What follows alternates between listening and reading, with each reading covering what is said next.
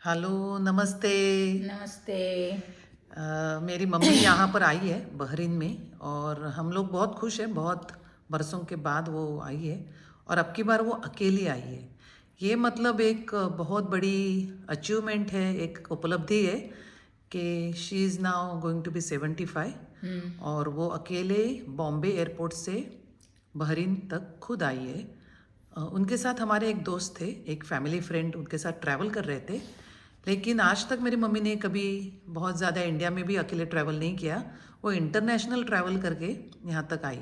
मैं समझती हूँ ये एक अपने आप में एक बड़ी अचीवमेंट है, क्योंकि आप एक किसी को उदाहरण के स्वरूप बता सकती है अकेले कैसे आना। कि अकेले कैसा आना। ऐसा नहीं, मतलब आप ये हिम्मत दिखा सकते हो अगर आप ठान लेते हो तो। कुछ काम जो हमेशा अपने को फियर लगता है कि मैं कैसे करूँगी, क्या करूँगी, इतने सारी चीज़ें हैं उसमें, लेकिन आपने वो अकेले कर ली। आपके साथ कोई हो साथ में, या फिर वो कुछ मदद करे ना करे वो बात की बात है ना, लेकिन आपने ठान के आप एयरपोर्ट तक आ गई। उसके बाद में आपने अकेले ट्रैवल किया, वो भी अकेले आपके एज के 5। 75th ईयर जो रनिंग है, टचवुड, तो उसमें आपने ये करके दिखाया। ये बहुत सारी यंग लड़कियों को भी एक प्रेरणा है कि वो समझ रही है कि उनको कोई चीज़ पॉसिबल नहीं, तो आप ठान लेते हो तो आप कर सकते हो। ठीक है, तो ये मैं समझती हूँ एक बड़ी बात है। दूसरी चीज़, आप हमेशा से एक अध्यापिका थी, शिक्षिका थी, तो मैं थोड़ा जानना चाहती हूँ कि आपका बचपन कैसा था। आप अगर बता सकते हो आपके बचपन के दिन, कुछ मैं यादें। बचपन मेरा गांव में गया। सिंधुदुर्ग जिला है हमारा। सिंधुदुर्ग जिला में मालवण तालुका में पेंडूर नामक गांव में मेरा बचपन गया। वही मैं 11वीं तक पढ़ी।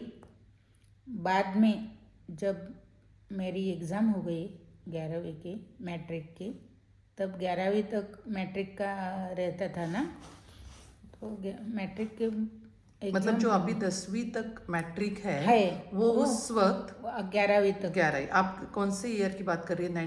67 1967 की। 67 अप्रैल में मेरा एग्ज़ाम हो गया। और एग्ज़ाम होने के बाद मैं किसी के साथ बम्बई में शिप से आई।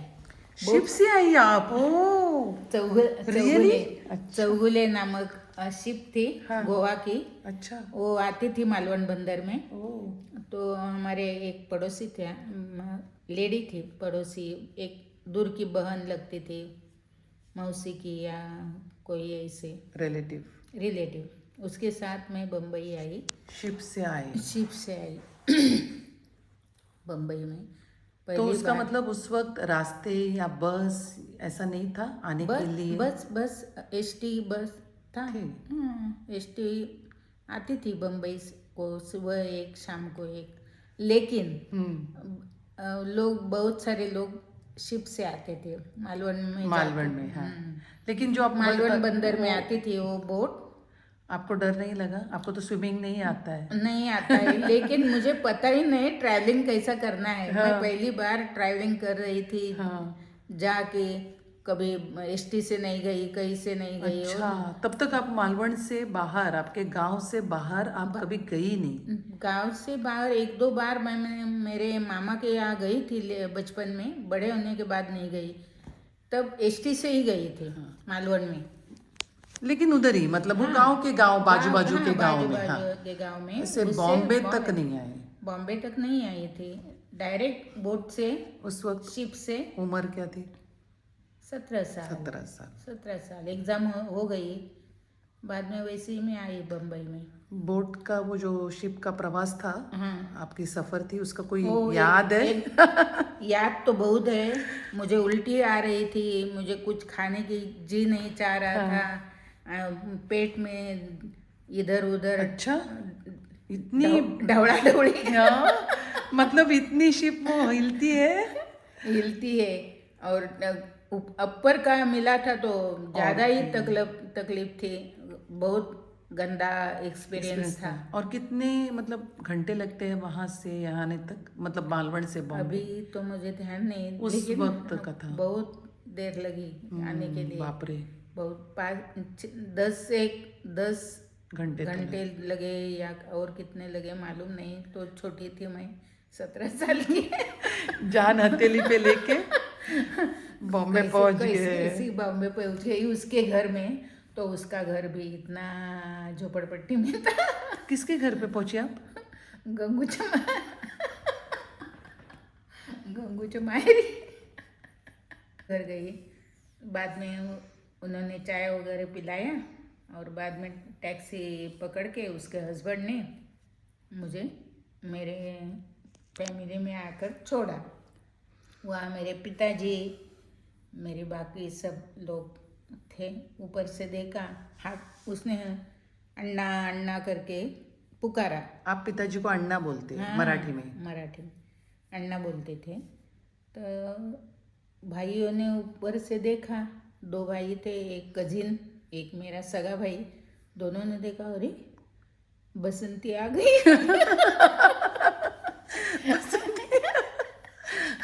चल धन्नो, बसंती को लेके चलो बॉम्बे। वो नीचे आए दौड़े दौड़े। आपका नाम बसंती है? बसंती, वासंती। वासंती, मराठी में वासंती बोलते हैं। हिंदी में उसका ट्रांसलेशन बसंती होता है, क्योंकि आपका जन्म बसंत ऋतु में हुआ था।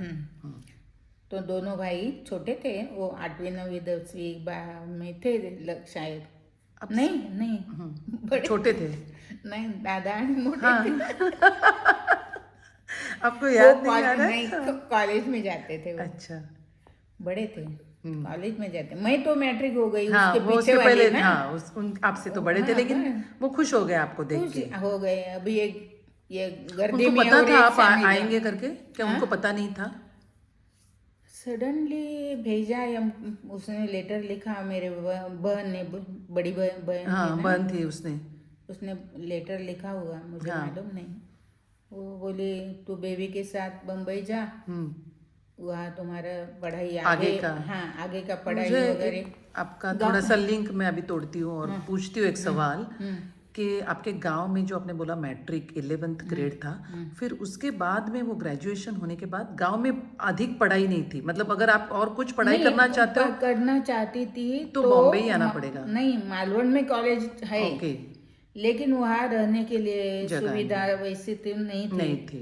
लोगों के यहाँ रहना पड़ेगा तो बहुत इसलिए, दिक्कत थी। हाँ, और आपकी फैमिली ऑलरेडी बॉम्बे में, settle आपके थी, भाई हाँ, आपके पिताजी सब थे बॉम्बे में, तो आपको उधर आना है और आगे पढ़ाई करना और आसान था। हाँ, आसान था। इसलिए पिताजी बोले उनको भेज दो, मैट्रिक का एग्ज़ाम हो गया ना, अभी आगे देखेंगे क्या पढ़ाना है या और कुछ करना है, कोर्स करना है, क्या करना है वो देखेंगे। इसलिए उन्होंने बम्बई बुलाया। बम्बई में आके मुंबई में आके हमने क्या किया, रिजल्ट लगने के बाद, तब पेपर में आता था रिजल्ट, ऐसा स्कूल में जाके गांव का रिजल्ट भी बम्बई में आया। अच्छा। हाँ, बम्बई में वो नंबर आते थे गांव के, क्योंकि आपका सेंट्रलाइज बोर्ड था इधर। हाँ, तब वो पेपर में रिजल्ट आ गया। बाद में पास होने के बाद मेरे फैमिली में लड़कियों में मैं पहले ही ऐसी लड़की थी कि 11वीं पास हो गई। अरे वाह, बहुत बहुत, मतलब ये आपकी उपलब्धि है। आप समझ रहे हो कि आपने, आप बोलते हो ना कि अरे मैं कुछ सीधी हूँ, ये सिंपल हूँ, लेकिन आपने वो क्या बोलते हैं, जिद्द या आपने पैशन दिखा के वो मेरे हासिल कजिन, किया है। हाँ, मेरे कजिन 4 सिस्टर्स थे। वो इतना नहीं पढ़ा, या शायद उनको पॉसिबल नहीं हुआ वो सर्कमस्टेंसेस में। उस वक्त लड़कियों को सिखाना इतना पेरेंट्स को थोड़ा डर लगता था, इसलिए उन्होंने नहीं सिखाया होगा, मालूम नहीं उस वक्त उनके मन में क्या था। लेकिन मेरे 11वीं होने के बाद उनको ऐसा लगा कि इसको और सिखाना चाहिए, पढ़ाना चाहिए, कॉलेज में डालना चाहिए या दूसरा कोर्स कुछ। 11 सीखने के बाद टीचर्स का कोर्स मिलता था, टीचर ट्रेनिंग का, टीचर्स बनने के लिए, अध्यापिका बनने के लिए टीचर्स का कोर्स मिलता था। तो उन्होंने इधर उधर ट्राई किया, कहाँ पॉसिबल है एडमिशन लेना, कहाँ मिल सकेगा। तो गिरगांव में मुझे मिला, Vanita Vinayalaya Vidyapeeth. Aryan education society. High school है वो, आर्यन एजुकेशन हाई स्कूल, उसमें ट्रेनिंग भी था, वनिता विनयालय ट्रेनिंग कॉलेज, अच्छा, टीचर्स टीचर्स के लिए एक अलग सा ट्रेनिंग कॉलेज था, वहां पर आपको टीचर्स बनने के लिए आपको ट्रेनिंग दिया जाएगा। ट्रेनिंग दिया जाएगा 1 साल का, वहाँ मुझे एडमिशन मिला। बाकियों ने बोला अभी नहीं, नेक्स्ट ईयर, 17 साल पूरे छोटी नहीं, थी आप। हाँ 17 साल पूरे नहीं हुए थे ना, तो वो बोले कि अभी 30 जून को 17 कंप्लीट होंगे, 18 साल में मैं एक एंटर करूँगी ना, तब उन्होंने वेटिंग पर रखा आपका नाम रखा था, बाकी कॉलेजों ने। लेकिन वनिता विनयालय में बाद में हमको जून में एडमिशन दे दिया, तो वहाँ से मेरा ट्रेनिंग टीचर्स का शुरू हुआ, आपका सफर चालू हो गया। हमारे बड़े बुजुर्ग जो भी काम करते हैं, उन्होंने क्या लाइफ में अचीव किया, हमने तो अभी मतलब जो अचीव किया वो उनके बेस पे किया। मतलब उन्होंने जो काम की, मेहनत की, उन्होंने जितना सफ़र किया अपने लाइफ में, वो सब नए ज़माने को या नई पीढ़ियों को या नए जो हमारे बच्चे हैं, जनरेशन है, उनको पता होना चाहिए। इसीलिए ये मेरा पॉडकास्ट चल रहा है, ये सीनियर सिटीजन स्पेशल मेरा चल रहा है, और मैं अपनी मम्मी से ये स्टार्ट कर रही हूँ, उनके आशीर्वाद से। शायद बहुत लाइट अच्छी है, वॉइस थोड़ा कम ज़्यादा ये सब हो सकता है, क्योंकि हम लोग एकदम नए हैं इस पॉडकास्ट में, लेकिन आप उसके पीछे की भावना समझ के आप ये एंजॉय कीजिए, और मम्मी अपनी सारी खूबियाँ, अपने सारे मौज मस्ती सब आपको बताएगी।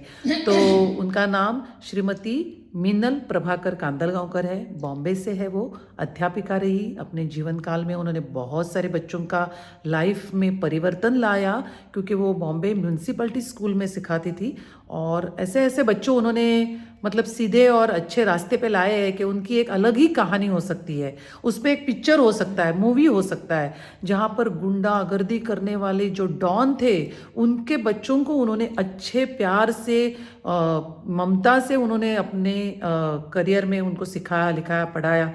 तो ये बहुत अलग से उपलब्धि है। लेकिन आज हम उनके जीवन काल के हंसी खुशी और डिफिकल्ट पल के बारे में भी बात करेंगे, ठीक है?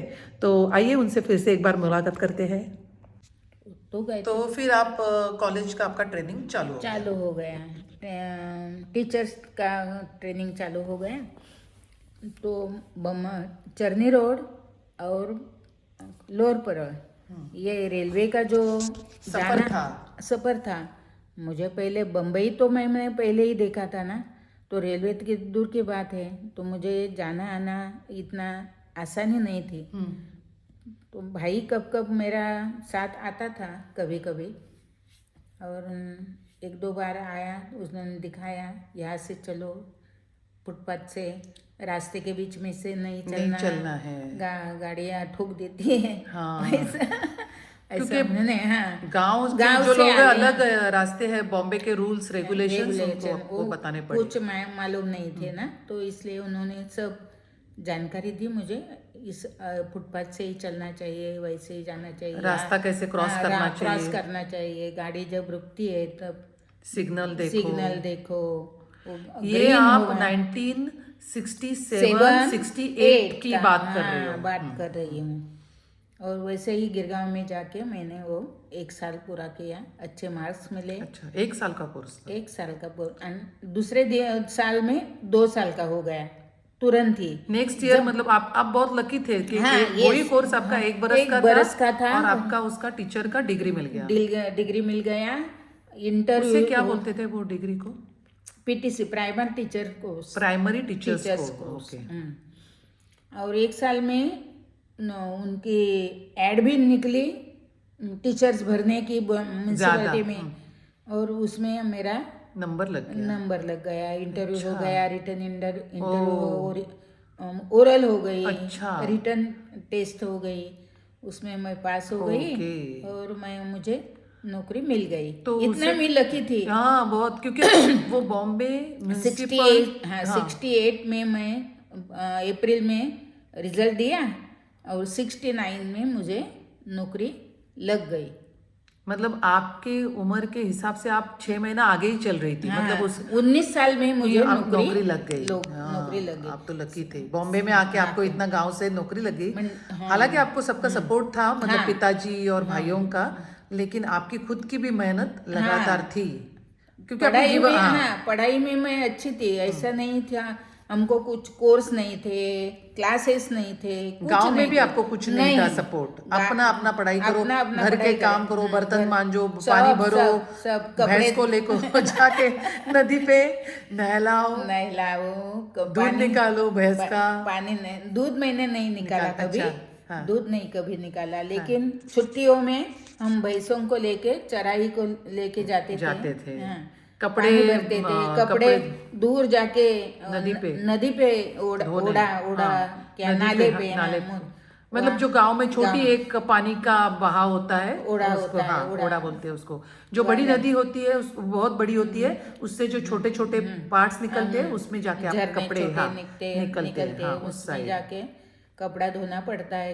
बहुत सारे लोग रहते हैं ना घर में, उनका सबका कपड़ा लेके वहाँ धो क्या लाना पड़ता था। तो वैसे तो वैसे ऐसा नहीं लगता था कि मुझे ये करना पड़ता है, ये उस वक्त मालूम नहीं था मैं कितना कष्ट करती हूँ और क्या करती काम कर रही हूँ। आप वो खुशी से कर रहे थे, घर का काम है, मैं खुशी से कर रही हूँ। पढ़ाई में बाद में पढ़ाई, सब काम होने के बाद पढ़ाई करना ऐसा। लेकिन मैं कभी फेल नहीं हुई। क्लासेस नहीं थे, कुछ नहीं थे। 5 और 6 नंबर के आगे मैं कभी गई नहीं, क्योंकि आपको इतना शायद वक्त ही नहीं मिल रहा था। नहीं मिला, पहला दूसरा तो नंबर कभी आता नहीं था, लेकिन 5 6 इतने 2 नंबर में मैं घूमती थी। और मैट्रिक में भी उस वक्त लोगों को 4 बार बैठना पड़ता था। तो आप एक ही झटके में मैंने, भगवान की कृपा होंगी, मेरे माँ बापू की कृपा होंगी, इसलिए हो गया। ज़्यादातर मैं भगवान के ही आभारी हूँ। उन्होंने नौकरी भी जल्दी दे दी। 33 साल मैंने नौकरी किया, 33 ईयर्स मैंने नौकरी की। और बाद में ऐसा लगा कि अभी बस हो गया, अभी छोड़ देना चाहिए। बच्चे भी बड़े हो गए। वो नौकरी, मुझे 3 लड़कियां हैं, तीनों अपने अपने क्षेत्र में आगे थे। तो बच्चे भी बोले और मेरे हस्बैंड भी बोले अब बस हो गया, इतना ज़्यादा परेशानी मत लेना, क्योंकि मुझे बोर्ड पर लिख के ये भी शोल्डर पेन होते थे। क्लास में खड़े रहकर सिखाना पड़ता था। 8 घंटे खड़ा 8 घंटे बैठने को नहीं मिलता था। लोगों को लगता है टीचर है तो मज़े में रहते हैं, मज़े में टाइम पास करते हैं, ऐसा कुछ नहीं था। मैंने 33 साल प्रामाणिकपणे और लगन से आज मेरे बच्चे इंजीनियर है, डॉक्टर है, जो स्टूडेंट्स है, स्टूडेंट्स है, बच्चे यानी स्टूडेंट्स कितने और फोन करते हैं, मैडम आप कैसे, हम घर पे आऊँ क्या, मिलूँ क्या, ये करूँ क्या। मुझे बहुत अच्छा लगता है। और वो तो अचीवमेंट है। और मेरा समाधान है, मैं तृप्त हूँ कि मैंने अच्छा काम किया। इसलिए नहीं, वो बात तो बराबर है, लेकिन एज अ टीचर बहुत सारी समस्याएं भी थी। आपको लगता है बहुत समस्याएं थी। एक तो वो बीट ऑफिसर आते थे, तो बीट ऑफिसर मतलब जिनको पता नहीं है उनको समझ में आए, मतलब आपके एरिया के होते अधिकारी, हमारे एरिया के अधिकारी होते हैं, उसके अंडर 10-12 स्कूल रहते थे, ज़्यादा ही 10-12 से ज़्यादा ही। वो जब आते थे ना तो क्या करना पड़ता था, कभी कुर्सी पर बैठने को नहीं मिलता था। उन्होंने मतलब टीचर्स ने तब कुर्सी पे नहीं बैठना है। और वो खड़े रहकर वो बार आते थे ना, हफ्ते में 2-4 बार तो आते ही थे। लेकिन क्या होता था, नीचे आए, स्कूल 2-4 रहते थे। मराठी हर एक क्लास में जाके वो आएंगे ऊपर तक, तब तक आपको खड़ा ही रहना है। एग्जीबिशन इंस्पेक्शन होता था, तो उसका मन में डर रहता था कि हमारा क्लास का अच्छा होना चाहिए, बच्चों ने सब आंसर अच्छे से देने चाहिए। वो एक माइंड में रहता था और टेंशन रहता था। इजी नहीं था पढ़ाने को हाँ, बच्चों को। बच्चों को। और बच्चे कौन से एकदम स्लम एरिया में ना, गुंडागर्दी करने वाले, उसके माता पिता भी वैसे शराबी। शराबी, मिट्टी में काम करते थे, उनको शिक्षा की कोई कदर नहीं थी। कदर नहीं, पता या नहीं, शायद उनको उन्होंने किया नहीं तो उनको उसका मालूम भी नहीं मालूम है। ही नहीं है। हाँ। लेकिन हमको वो बच्चों से सब करने का जिद था ना, हाँ। कि वो पढ़ना चाहिए, वो अच्छे जब वो होने आपके चाहिए। क्लास में है तो है, आप हाँ, सोचते थे कि उन्होंने करना ही चाहिए, समझना हाँ, चाहिए, समझना आगे चाहिए। बढ़ना चाहिए। उन्होंने आगे बढ़ना चाहिए और मेरा ही क्लास सबसे अच्छा होना चाहिए। चाहिए। हाँ। हाँ, सब बच्चों ने हाँ। आंसर देनी आप वो चाहिए। एक लड़की की कहानी बताते थे ना, वो की लड़की थी आपकी फेवरेट, क्या नाम? लाजवंती। लाजवंती। हाँ। वो भी दूसरों की बर्तन वगैरह करके आती थी। वो लड़की हाँ, घर जब के स्कूल में आती थी ना, तो दो दूसरों तीन 2-3 घर की बर्तन मांजती थी, पोछा काम वगैरह मारती करके। थी। हाँ, पोछा बिछा करके आती थी। फिर भी वो लड़की इतनी इंटेलिजेंट थी कि सब क्लास, जब मैं जब क्लास में थोड़ी फार कुठे क्या अपने ऐसे वगैरह हाँ, चेक करने के लिए बैठना है, बैठना है और करना उसका, है। हाँ, तो मेरा ध्यान क्लास में नहीं नहीं रहता। है। हाँ, तो उसको मैं बोलेंगे ना, एज अ मॉनिटर। हाँ। मॉनिटर, लाजवंती जरा देख, हाँ, बच्चों को संभाल। हाँ, देख। तर उतनी वो लड़की अच्छी से क्लास संभालती थी, सबके आंसर लेती थी, मैं देती थी उनको लिख के। क्वेश्चन। हाँ, हाँ, क्वेश्चंस। क्वेश्चन देती थी, वो सब पूछो। मतलब आप भी जब काम कर रहे थे तो हाँ, आप उनको तो भी लक्ष्य, मोटिवेट कर रहे थे हाँ, कि वो भी आगे जाके ये पैशन से अच्छे समझे करे। मतलब ऐसा नहीं कि उनको सिर्फ दिखाया पड़ा और भेज दिया, नहीं, ऐसा उनको आप नहीं, ट्रेन कर रहे थे। ट्रेन करते। हाँ। एक जो लड़का है ना अपने चकाला में, वो कभी भी मिलता था मेरे हस्बैंड को, हाँ, तुम्हारे पापा को, तो उनको पाव पड़ता था। अच्छा। क्यों? मैडम का हस्बैंड है, हाँ, इसलिए हाँ। उसको बताता था। मैं इतना गुंडागिरी करता था ना क्लास क्या में। नाम था उसका? अमित मिटकर। मिटकर। हाँ, अच्छा। मिटकर ऐसा। हाँ। हाँ, तो वो कौन से ग्रेड में थे बच्चे आपके पास? कौन से ग्रेड में? Fifth, fifth, six, sixth seven. में? फिफ्थ, सिक्स, सेवन, 3 ही क्लास को मैं सिखाती थी। एक बार मैं चौथी को सिखाया था। लेकिन ये भी बताना जरूरी है कि वो बच्चे फिफ्थ क्लास में अगर पढ़ रहे हैं तो ऐसा नहीं कि वो फिफ्थ के बच्चे हैं, वो बहुत बड़े थे और वो फेल हो के पहले उसमें। 69 में जब मैं क्लास में पहले बाहर गई ना, और मेरे को 7वीं कक्षा का वर्ग मिला, क्लास मिला, तो बच्चे मेरे से भी बड़े थे। बाप रे। अच्छा। वो बच्चों को कैसा हैंडल करे, हाँ। क्या करे, तो उनको छड़ी दिखाना ही पड़ती थी, था। तब छड़ी हाँ, देते थे। सुनते बाद नहीं में थे। हाँ, सुनते नहीं, मस्त टीचर के खिल्ली उड़ाते थे, चेष्टा मस्करी करते थे, प्रैंक करते थे। हाँ। हाँ। लालबाग के स्कूल में। तो वो उनको थोड़ा दम भी भरना पड़ता था, बाजू के टीचर्स थे वो लोग हाँ, लेकिन रिस्पेक्ट करते थे। हाँ, बाद में जब आदत हो गई, पता चल गया, टीचर के साथ घुल मिल गए, रहने लगे। बाद में उनको कभी कभी मैं हमेशा डराती धमकाती नहीं थी, प्यार से भी बातें करती थी, उनके घर का सब माहौल में पूछती थी कैसा है, पर्सनली जानती थी आप उनको, आप उनका साइकोलॉजी जानती थी, तो फिर आपको पता चलता था उसकी समस्या क्या है। ऐसा करके मैंने सब बच्चों को, जब मैंने वक्तृत्व स्पर्धा, क्या बोलता है उनको उसको? हाँ, मतलब बोलते हैं। हाँ, मैं बताती हूँ आपको। वक्तृत्व स्पर्धा में जब मैं बच्चे चुनती थी, तो उन्होंने कभी उसका नंबर नहीं आते हुए आया नहीं, उसका नंबर आता ही मतलब था। जिसमें आप एक उसको कौन सा? पैराग्राफ हाँ, या सब्जेक्ट देते हाँ, हो जिसमें वो बोलते हैं, उस वो पे एक मैं स्पीच खुद लिख के देती थी। हाँ। खुद लिख के देती थी। मेरे हस्बैंड को भी वो पढ़ाने को बोलती थी, इसमें कुछ और चाहिए क्या, एक बार चेक करो। हाँ, चेक करो, नहीं चाहिए तो निकाल दो। ऐसा करके मैं उसको जो भाषण देती थी, क्या बोलते हैं, एलोकेशन म्हणतात। हाँ, वो देती थी ना, तो वो लड़की छोटी हो या बड़ी हो, मैं चुन के ही निकाल निकाल देती देते कि कौन बोल सकता है। कौन बोल सकता। एक 5वीं 6वीं और 7th में उन्होंने तीनी बरस में तीनी क्लास में हाँ सेक्शंस में। एक ऐसे इतना अच्छा परफॉर्म दिया और नंबर निकाला। हम्म पहला नंबर छोड़ा ही नहीं उन्होंने इतने स्कूल से। अच्छा, पूरा आपका एरिया का होता है, एरिया का होता है, मतलब स्कूल इंटर स्कूल होती है वो।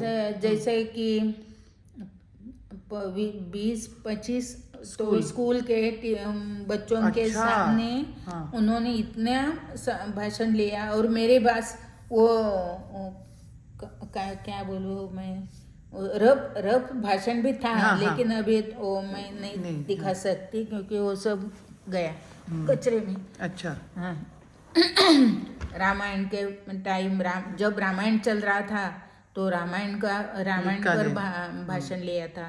ऐसे कुछ जो आधुनिक हाँ, मुझे हर एक टॉपिक पे मतलब जो हर एक टॉपिक जब चलता है ना तो उनके कभी किसी का आंदोलन हो, जैसे कोई ट्रीज या कोई भी, ट्रीज, हाँ दुष्काळ हो, काय सूखा हो, फार्मर्स का हो, कुछ भी नया वो नया टॉपिक जो पे, हाँ जो उस वो समय उस करंट सिचुएशन में जो टॉपिक रहता थे था, उसका टॉपिक लेके आप लिख के देती थी मैं। उसके लिए मैं पेपर पढ़ती थी, सब मालूमात करती थी और उनको अपने भाषा में लिख के देती थी। तो कभी मैंने उतारा नहीं किया दूसरे पुस्तक का, मैं खुद लिख के देती थी। इसलिए उनको तो बोलना आसानी हो जाता था। पुस्तक में जो कठिनाई शब्द आते थे ना, तो मेरे हिसाब से मुझे जो हल्का फुल्का बच्चों पाठ कर सकेंगे, या क्या बोल रहे हो ते तू बोल। हाँ मतलब वो बात वो उनको याद करके उनको बोलने के लिए, हाँ खुद उनको आसानी होगी हल्के फुल्के शब्द देके, वैसा मैं देखी उनको पाठ करके। तो मनाची श्लोक मराठी में जो होते श्लोक का उसमें भी स्पर्धा होता है, उनका नंबर आता था। वक्तृत्व स्पर्धेमध्ये क्वेश्चन,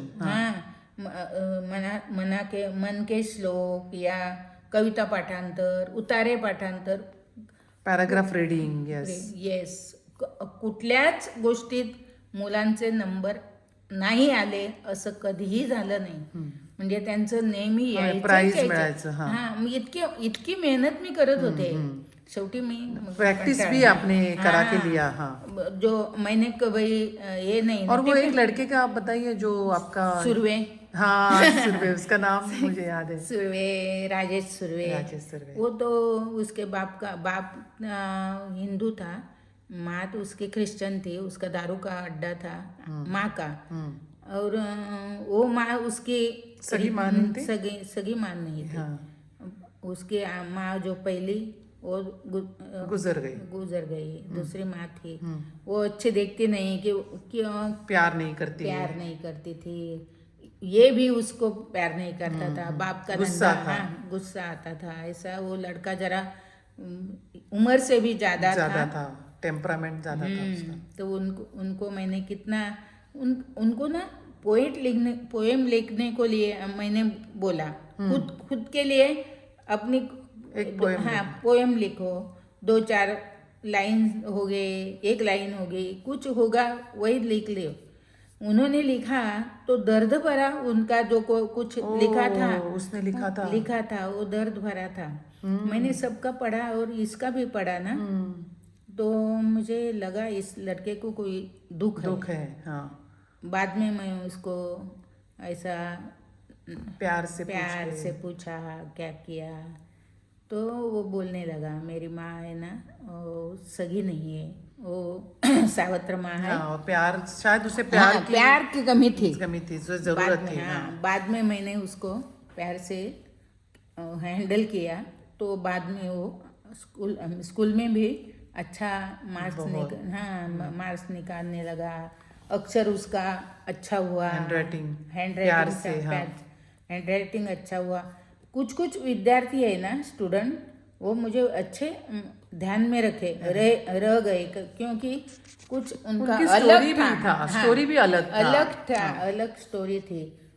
इसके लिए उनका मेरे अच्छे से वो लड़के मुझे याद है। वो अभी क्या करता है मालूम नहीं मुझे, लेकिन वो ये नहीं करेगा, दारू का धंधा नहीं करेगा, ऐसा मुझे लगता है। सेवन्थ क्लास में वो अच्छे तरह मार्क्स मिलके पास हो गया, हैंड राइटिंग अच्छा हो गया। तो सब हेड मिस्ट्रेस को भी आश्चर्य हुआ, ये लड़का कैसे हो गया। सबको मारता था, पीटता था, छोटे बच्चों को, अपने क्लास के उसके मन में गुस्सा था ना, तो सबको ऐसा। और शायद उसको भी घर पे मारपीट होती होगी, पता नहीं ना, ये भी है, ये भी होगा, हो सकता है घर में कोई ऐसा हो वातावरण हो सकता है। और वो रिसेस रहती है ना बीच में बच्चों को, तब उनकी लंच टाइम तो एक तकरार रोज की एक दो तकरार स्कूल में आते थे मेरे पास। इसने मारा, इसने पीटा, इसने ऐसा किया वैसा किया। बाद में जब मैंने उनको जाना, समझा, और उसको समझने के बाद वो जो लाइन पे आ गया लड़का, और आने के बाद पहला बाय करके तो टीचर करके आता था, मिलने को आता था, मैं आ गया करके। और बाद में बहुत अच्छा हो गया, शांत हो गया, अच्छे से पढ़ाई करने लगा। मुझे लगता है एक बार वो सारे बच्चे अपने घर पे आए थे, बहुत सारे बच्चे आए थे, बहुत सारे आए थे, मुझे याद है, पूरे गैंग आई थी, लड़कियां लड़के आए थे और क्लास लेने को बोले थे। टीचर हमारा इंग्लिश ने क्लास लेना, मराठी सिखाए। मैं उनको रेडियो पर भी उस वक्त ना अपने 5th 6th and 7th grade में क्लासेस के अपने आकाशवाणी पर चलते थे क्लासेस, इंग्लिश के या इंग्लिश के ज़्यादातर ऐसे सिखाने के लिए। तो मैं वो उनका क्लास में लाके रेडियो लाके सुनाती थी, ये सुन लो क्या बोलते हैं, क्या करते हैं। तो सब बच्चे तो ध्यान नहीं देते, लेकिन जिनको समझना है, कोई आगे जाना है, वो ध्यान से देखते थे। और जब मैं कभी कभार मैंने छुट्टी ली तो उनको चैन नहीं पड़ती थी। तो मेरा फोन नंबर लैंडलाइन का था तो फोन करके पूछते थे, मैडम आज का क्यों नहीं आए, क्या है, बीमार है क्या? अरे अच्छा काम था कि बीमार थी, तो बोलती थी मैं कल आऊँगी, पक्का? हाँ पक्का कल आऊँगी, अशी ती पोरं ना करायची, काय विचार, तो प्यार भी करते थे, इसीलिए मिस करते थे। हाँ। मेरे पास जो मेरे बच्चे के स्वाध्याय रहते थे, वो क्या अभ्यासक्रम पूरा होने के बाद मैं उनको वो स्वाध्याय देती थी। स्वाध्याय मतलब वो जो एक्स्ट्रा बुक्स होते हैं, एक्स्ट्रा बुक्स पढ़ाई के लिए गाइड बोलते हैं जिसे हम लोग, या तो उनको देती थी, और ये पढ़ो, तुम्हारा होने के बाद इसको दे, उसका होने के बाद हाँ किसी को दे दो, ऐसा करके उनको घर में थोड़ा सपोर्ट होता था। बहुत सारे स्वाध्याय मैं लेके उनको देती थी। मेरे खुद के बच्चों के, और मैं खरीद करके भी देती थी कि एक्स्ट्रा पढ़ाई करो, थोड़ा एक्स्ट्रा पढ़ाई करो, ये सवाल तुम सॉल्व करो, वो परीक्षा में आ जाए तो उनका मार्क्स ज़्यादा मिल जाएंगे। तो मेरा उस वक्त 5th स्टैंडर्ड, 6th स्टैंडर्ड और 7th स्टैंडर्ड के पेपर भी केंद्र में तपासने, तब केंद्र थे, हाँ, मतलब सेंट्रलाइज चेक होता है। हाँ। एक स्कूल में वो सब स्कूल के टीचर्स को वो चेक करने के लिए बुलाते थे, और इस स्कूल का पेपर दूसरे स्कूल में जाता था, दूसरे स्कूल का तीसरे स्कूल में, मालूम नहीं था किस। हाँ, जैसे बोर्ड का होता है वैसे वैसा होता था। और वैसे पेपर चेक करने के बाद भी मेरी लड़के बीट में आते थे, मतलब फर्स्ट आते थे, सेकंड आते थे। तो मुझे भी गर्व होता था, और मेरे खुशी भी होती थी, हेड को भी होता था कि वेरी गुड, कांदलगांवकर के लड़के अच्छे आते हैं। और उन्होंने बहुत बार ऐसा किया कि इनको आदर्श टीचर के लिए चुनना चाहिए। उन्होंने ये भी दिया था आपके लिए, मेरे लिए अर्जी भी दिए थी, बेटा ऑफिस करो, लेकिन वहाँ भी पैसे खाने के पॉलिटिक्स। पॉलिटिक्स ने मैंने बोला मुझे नहीं मिला तो चलेगा, मेरे पास इतना पैसा नहीं है उनको खाने के लिए दे दूँ तो फिर मुझे अवार्ड मिले। ओ अवार्ड मिलने के बाद लेकिन वहाँ पर भी ऐसा होता था सब हाँ कुछ। वैसा होता था। मैंने हेड को बोला मुझे नहीं चाहिए, उन्होंने दिया मुझे, उन्होंने दिया, हेड ने दिया अवार्ड। अवार्ड के ये टीचर हमारी एक अच्छी टीचर है, ये उन्होंने दिया था। अच्छी बात आहे. पण मी ह्याला पैसे नाही देऊन घेतलं ते मरू दे म्हटलं.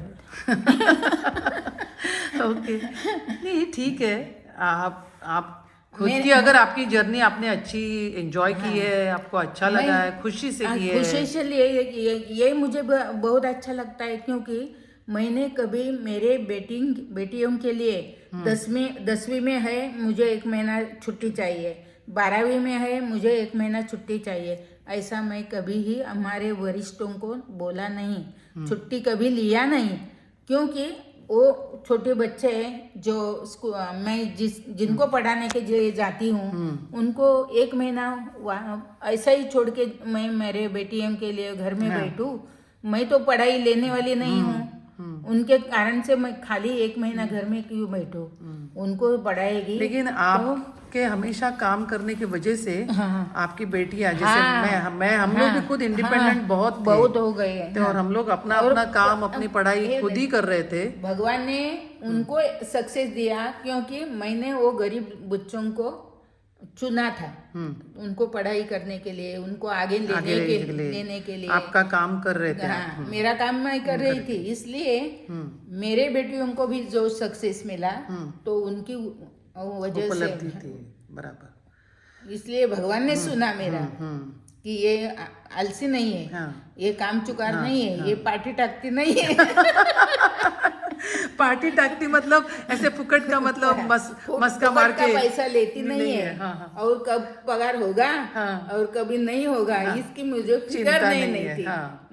मेरा एक ही काम था कि मेरे सामने जितने बच्चे हैं 50-60 जितने, वो सबके सब अच्छे होने चाहिए, इतना ही मेरा ठीक है. बहुत आपका मिशन था. तो जैसे आपने एक मिशन पे काम किया. अच्छा, अभी हम अपने एंड तक आए हैं. हालांकि मुझे पता है आपके पास बहुत सारी और स्टोरीज होंगी, लेकिन टाइम का भी थोड़ा सा लिमिट है, इसलिए और भी हम लोग आगे चल के बातें करेंगे. लेकिन अभी उम्र के इस दौर में आपको लगता है कि आपने आपका लाइफ अच्छा जिया और आपने सक्सेसफुल जिया, या गांव से एक जो लड़की आती है जिसका कोई सपना नहीं है शायद, राइट, लेकिन वो जो रास्ता मिलते गया उससे आपका आगे जाके आपने सक्सेस मतलब ऐसा नहीं, मैं ये सक्सेस नहीं बोल रही हूँ कि आपको 10 अवार्ड मिले, आप फेमस हो जाए, आपके पिक्चर बने, आपकी किताब बने, ये नहीं. आपने आपका लाइफ अपनी खुशी से, अपने हैप्पीनेस से जिया, और जो आपको करना था वो आपने किया. ऐसा आपको लगता है या कुछ कमी रह गई? नहीं, ऐसा तो कमी रही गई होगी. किस बात पर मैं बोलूं? गाड़ी घोड़ा या बंगला खुद का होता है, इसलिए मैंने कभी ये नहीं सोचा. जो मुझे मिला उसमें मैं समाधानी हूँ, आनंदित हूँ, और मेरे बच्चे आप अपने काम में बिजी है. शायद मुझे लगता है मैं जैसी वर्किंग थी, जिद में पकड़ी, जैसे अपने बच्चों के लिए सब, स्कूल के बच्चों के लिए सब आना चाहिए, वैसे ही वो अपने अपने क्षेत्र में जो क्षेत्र उनको मिला है उस क्षेत्रों में वो भी अपनी जिद पकड़ के काम करती है. मेरी जैसे वो जिद्दी है, सब कुछ सफल करने के लिए प्रयत्न करते हैं ना. जैसे सारिका अपना काम अच्छे से करती है, तुम भी काम करती हो, प्राची भी अपना काम अच्छे से करता है. इसमें मुझे समाधान है और मुझे कुछ नहीं चाहिए. बहुत अच्छे, थैंक यू सो मच. आपने इतना सब कहा और शेयर किया, और आगे चल के भी हमें टाइम मिलेगा तो हम जरूर और बहुत सारी बातें करेंगे. आप भी सोच के रखना क्या क्या और स्टोरीज है बच्चों की, या आपकी लाइफ की कुछ अच्छी मोमेंट्स, कुछ डिफिकल्ट मोमेंट्स, हम जरूर बात करेंगे. हाँ, thank you so much. Bye bye. Beer Biceps के जो पॉडकास्ट है जो मैं हमेशा देखती हूँ, रणवीर जी आपका ये जो पॉडकास्ट देखती हूँ, मुझे बहुत अच्छे लगते हैं, और मैं समझती हूँ कि उपलब्धि या अचीवमेंट हर एक के लाइफ में अपने एक तरीके से जर्नी होती है और वो बनाता है। मतलब शायद उसका नाम बहुत फेमस हो या ना हो, लेकिन जितने सीनियर सिटीजन्स मेरे आजू बाजू में हैं, मैं उनका जब लाइफ एक एंगल से देखती हूँ, अलग एंगल से, एज अ थर्ड पर्सन, तो मुझे लगता है उन्होंने बहुत जर्नी लंबी काटी है, तो उसमें उनके अप्स एंड डाउन स्ट्रगल्स बहुत होंगे। तो आपके वजह से ही मुझे ये बहुत सारी इनकरेजमेंट और इंस्पिरेशन मिली है, और मैं करना चाहती हूँ ये इस तरह का पॉडकास्ट। तो ये तो हमारा फर्स्ट ट्रायल था, कैसे हो रहा है पता नहीं, कितना आवाज़ क्लियर आ रहा है, लाइट आ रही है नहीं आ रही है, लेकिन आप सबके सामने ये लेके आना मुझे ज़रूरी लगा। मुझे भी उम्मीद है आपको पसंद आया होगा। आपको जो अच्छा लगे आप उस पर कमेंट पे लिख दीजिए, और क्या देखना चाहते हैं वो भी कमेंट में लिख दीजिए। और आपके सजेशंस, आपकी आइडियाज़, आपका फीडबैक, आपके व्यूज़ मेरे लिए बहुत मायने रखते हैं। इसीलिए लाइक कीजिए, सब्सक्राइब कीजिए और ज़रूर इसे शेयर कीजिए, क्योंकि एक टीचर की कहानी भी हर घर में पहुंचनी बहुत ज़रूरी है। Thank you. जय भारत, जय महाराष्ट्र।